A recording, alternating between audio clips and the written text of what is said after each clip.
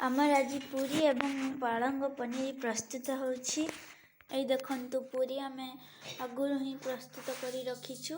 ए देखंतु पालंग पनीर पय आमे सब सामग्री प्रस्तुत करी सारिछु। ये होछि पालंग पे, ये होछि अदा रसुण लंका धनिया पत्र, ये हमर टमाट को पेस्ट करा जाइछि।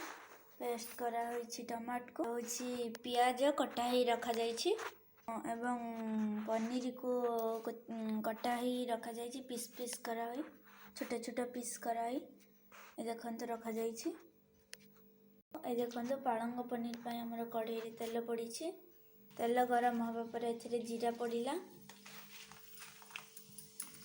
कटा जाइछिवा प्याज को एबे पका हला तेल रे। कढ़ाई रे बे कंचा लंका पड़िला। एबे हमर अदा रसुण पेस्ट पड़िला। ए देखंतु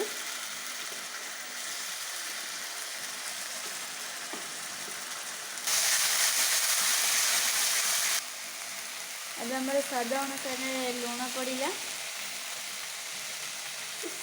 एबे हळदी पड़िला।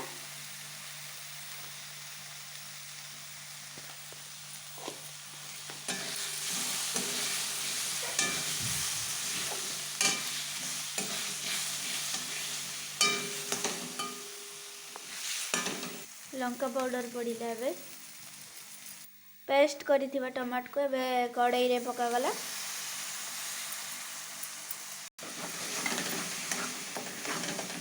एबे कटा जाइथिबा पनीर को पका गला कढ़ाई रे।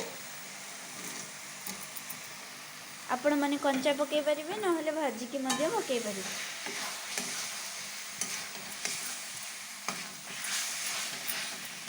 एबे किछि समय कषा हेबा परे पालंगर प्रस्तुत हेइतिबा पेस्ट पका गला।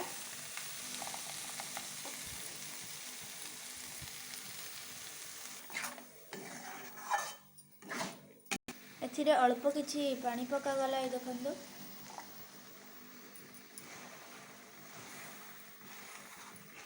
ताहाको किछि समय में फुटेबा को छाड़ी देबा। एबे किछि समय फुटी सारिबा परे हमर पालंग पनीर प्रस्तुत होई सारिछि। एथिरे धनिया पत्र किछि पका गला। देखंतु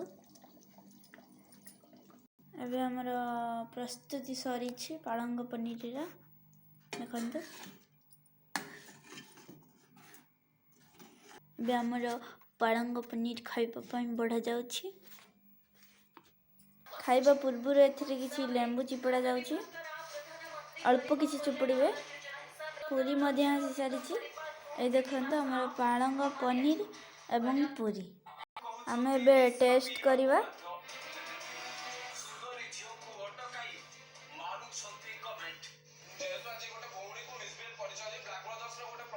बहुत बढ़िया है जे, बहुत टेस्टी है जे। आपण माने मध्य एपरि बनेइबे एवं टेस्ट करिबे। वीडियोटी भल लागिथिले लाइक कमेंट सब्सक्राइब एवं शेयर करिबे।